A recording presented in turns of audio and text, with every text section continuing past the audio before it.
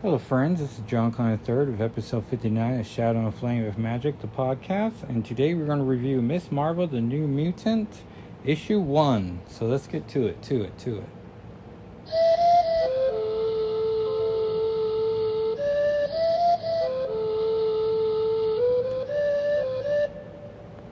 And thank you once again to Francisco for providing the theme song to the podcast. Appreciate it. And you. And this is Miss Marvel, the New Mutant, newest member of the X-Men, and the Marvel Comics debut of Iman Vellani, Miss Marvel herself. And we are still in the Fall of X era. We're going to be here for quite some time. And so let's just jump to the writer's page. It's Iman Vellani and Sabir Pirzada. Artists are Carlos Gomez and Adam Gorham. Color artist is Eric Arcaniga. Letters VC Joe Caramagna. Design Tom Muir and Jay Bowen. And a slew of variant covers. Oh yeah, then VC's Joe Caramagna for production, Lauren Amaro for associate editor, Jordan D. White editor, and CB Sabowski editor-in-chief. And this is the cover that has Miss Marvel front and center with Sentinels. Oh, it's the White House. And on the steps is Rasputin, Laura and Sync, or Talon, I suppose. And then Shadowkat on the bench with a bag next to her, looking very sad. We're still in the tribute for John Romita, 1930 to 2023, Legend Lost. And this is called Watch the Crowd Turn. Oh yeah, the cast is Miss Marvel, Shadowkat, Rasputin 4th, Talon, and Sync. And watch the crowd turn. Kamala Khan, aka Miss Marvel, has gone through a lot recently, dying, being resurrected, and finding out she's a mutant in addition to being an inhuman. What does that mean? Well, no one knows for sure, but she's going to have to figure it out. Something that's easier said than done, especially in the aftermath of the Orcus attack at the Hellfire Gala, during which many mutants were forced through the nearest cocoon gates and disappeared. Any remaining mutants on Earth are being hunted down by Orcus and facing the strongest anti-mutant sentiment seen in recent years. Oh, and on top of that, Kamala has to figure out her role within a whole new superhero team. Easy enough, right? Welcome to the X-Men, Kamala. Hope you survived the experience. And that's just fun. Oh, I'm sorry, it's not the White House. It's Empire State University. That makes sense why there's two benches right in front of the pillars. I was like, I don't think there's, benches in front of the White House. And so we open with an announcer saying, gather around, folks, it's time for our main event. And we see all the heroes are present, and it's Miss Marvel, Carol, but back in her original outfit with the long cape, the bikini briefs. Everyone's clapping for her, and we get the feeling that this is clearly a dream sequence. And Carol wants to know where she stands. Is she standing with her champions friends?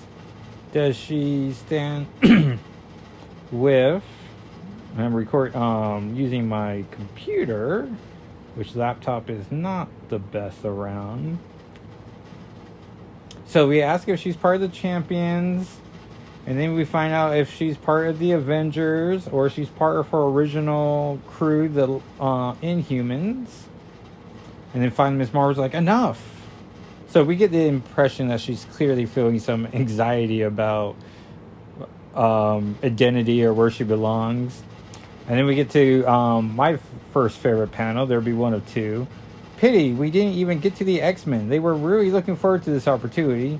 And we get the artist's chance to see how they would draw the X-Men. There's Iceman, Sync, Penance, Monet, Rogue, Talon, Beast, Red Queen, Kate Pride, which is fun. And I'm going to put this image up when I promote the issue, as well as the image I will point out later. Emma Frost is there, Cyclops, Rasputin the Fourth, and Logan. And now we see, I guess she's now super identifying with everyone, and so we get all these heroes, including Magic, but they all have Kamala's face with the classic Miss Marvel mask, her Miss Marvel mask. And that's just a cool image.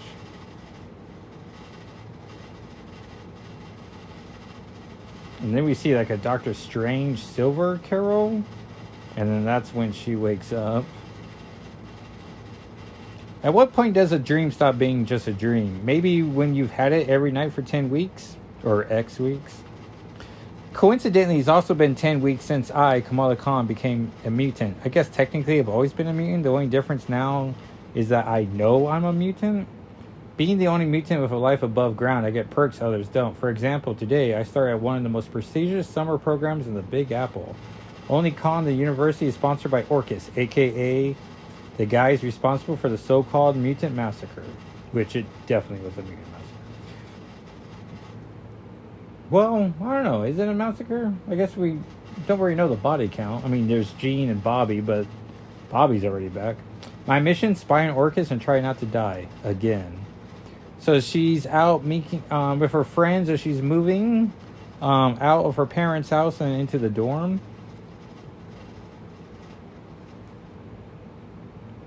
And I was trying to quickly read character names, but none's coming out me. So her Amy's being giving her all this food in plasticware, and he's like, "Oh, and don't microwave the plastic containers. Use a real plate like a normal human." And then Kamala narrates: A, not normal. B, not a human. C, I have the best mom in the world. And so there's a lot of hugs, goodbye. There's a group hug. Weird, I'm nervous. Not about Orcus or the mission, about college. Even if it's just a summer program for high school students. Someday I'm going to move out permanently, and I don't think it'll be so easy. Orcus-funded programs like this one at Empire State University are known for bringing some serious tech. It would be amazing if they weren't totally evil. If Bruno knew I was a mutant, he'll probably try to talk me out of spying on them, but now that we're here, I need to come clean. Well, maybe not about the part where he was mind-wiped by Emma Frost into forgetting I died. See X-Men 25, 2023, Jordan D. White. So her roommate's Bruno, and I'm going to have to try to remember that. We've got company. I guess the mutant talk will have to wait. Oh, yeah. So her roommate's going to be Michelle. So she has a secret identity that she needs to keep in place where Bruno knows it. So that's, fun, classic comic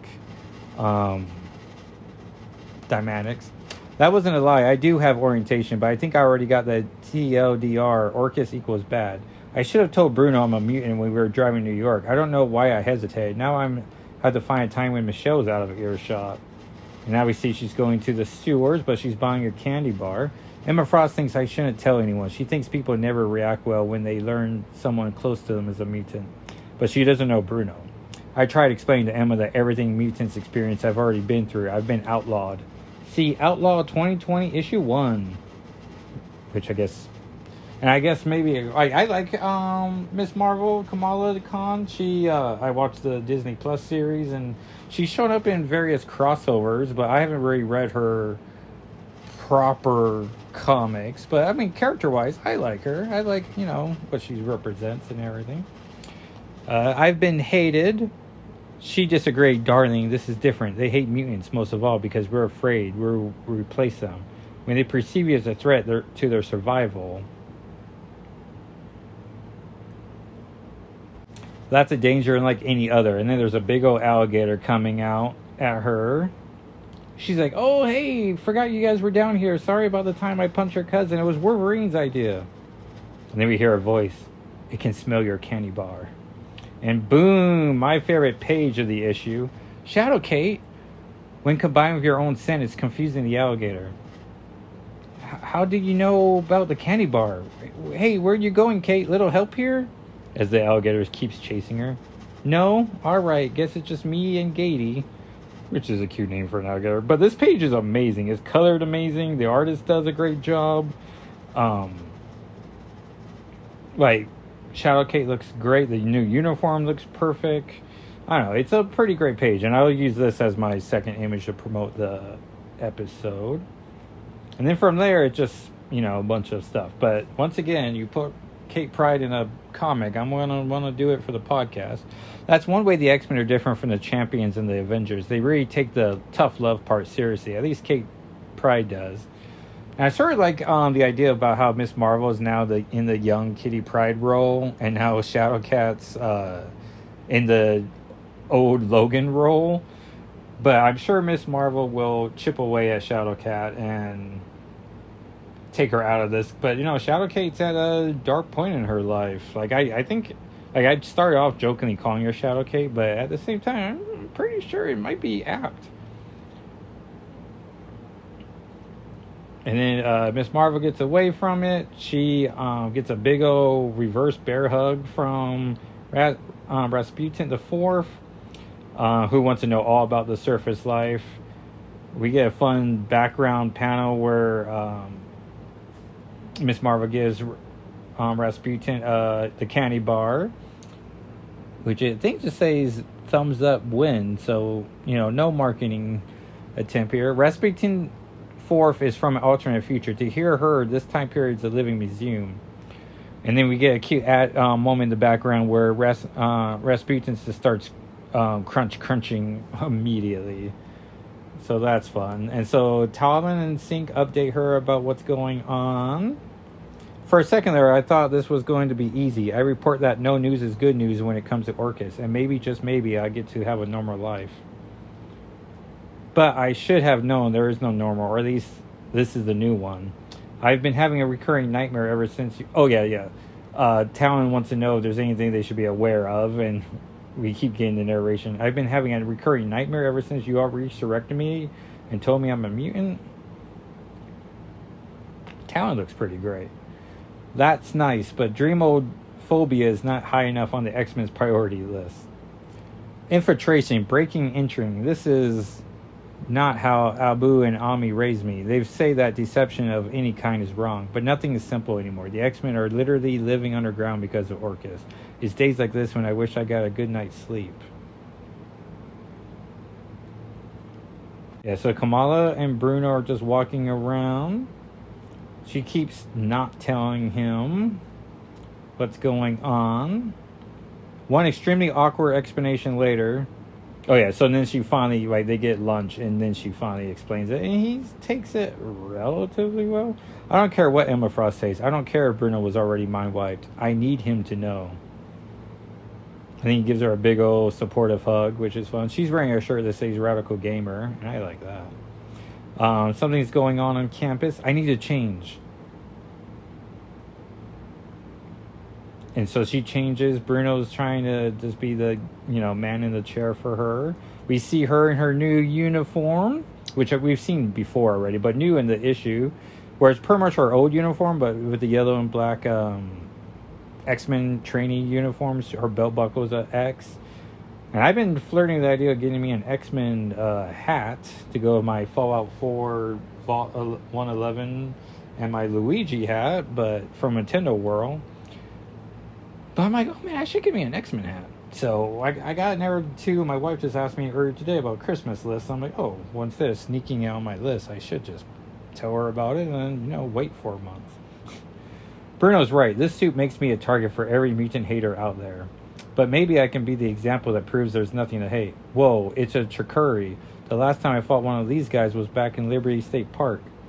That was also the day I became an Avenger. See, all new, all different Avengers, issue 2 from 2016. So it's a fun lot of references to, her continuity. So clearly she's not, bogarting all of her past. Something's very wrong with this guy. Missing arm, medical tubes, burn wounds. His aim is worse than a stormtrooper. It's too late. He's dead. But that's not the worst part. I didn't know circuses could cry. And so now she's... Oh, yeah, so he's beeping. And she's like, everyone needs to run now. And everyone's just filming her. And so she wraps her or stretches her arms around every single person and gets them out of there as a giant boom. And I was right though. Like she has these back of her hands are red, yellow X's in her sleeve, and I thought like, oh, those will look cool once she makes them, gigantic. And yeah, she has giant yellow X's, and that's pretty cool. So the crowds matter because she almost got them all killed. They think I'm the enemy. Gotta get out of here now. And so she shrinks down. This is not how I thought that would go. So I shrink until I am as small as I feel. And that's just sad. I guess she doesn't worry about getting stepped on, right? She would just flat out. I should have stood up for myself, for mutants. They're being a bunch of brainwashed teenagers. I dealt with those before. So now she's back in her apartment just stress eating. Or, not apartment, what do you call it? Dorm. Bruno comes in to check on her. She lets out all of her feelings. They give a good hug, which is nice. And now she just wants the game. Like distractions, He knows you're Miss Marvel. He already knows you're a mutant. He knows everything. Just tell him you really don't want to fall asleep. And now I'm putting up walls with my best friend for no reason. So we play and we talk about everything else. And he thinks I'm rattled by anti-mutant bigotry. And that's why I cling to him. And I let him think that because it's true enough, even if it's only half the truth. The other half, being a mutant is scary. Forget that your peers hate you and there's an evil organization hunting you. Forget the life on the run in underground tunnels. The scariest part is not knowing yourself, what you're capable of. My subconscious is trying to tell me something, and I'm terrified of what it is. No matter what, I'm staying awake. I'm not going to... And of course she falls asleep, and we see the dream Miss Marvel. Or Carol. Then we get these two scientists. Oh yeah, and then Omega Sentinel shows up. Breaking news, they see that Miss Marvel reportedly a member of the X-Men, and she's very branded. And that is it for the issue. And this was Miss Marvel, the New Mutant #1. Out also is Wolverine 36, Immortal X-Men 15, Uncanny Spider-Man 1, which should be fun. X-Men 26, which I'm super excited about. Astonishing Iceman 2, X-Force 44, X-Men Red 15, Alpha Flight 2, Dark X-Men 2, I'm also excited about, and Wolverine 37 for some reason. People are demanding twice as much Wolverine. And that, everyone, is Miss Marvel, the New Mutant #1. Thank you so much for listening. If you would subscribe and tell a friend about the podcast, we really appreciate that. You can find more of my writings on shadowandflamewithmagic.com. You can look for those two posts, or one post of the two images on SNFWM on both Twitter and Instagram. You can follow me at Jackal SII on YouTube, Twitter, and Instagram, and Blue Sky. And I'm not expecting any bonus episodes this week except for our Inferno tie-in. So I will talk at you next time for that. All right, everyone. Thanks for listening. Bye.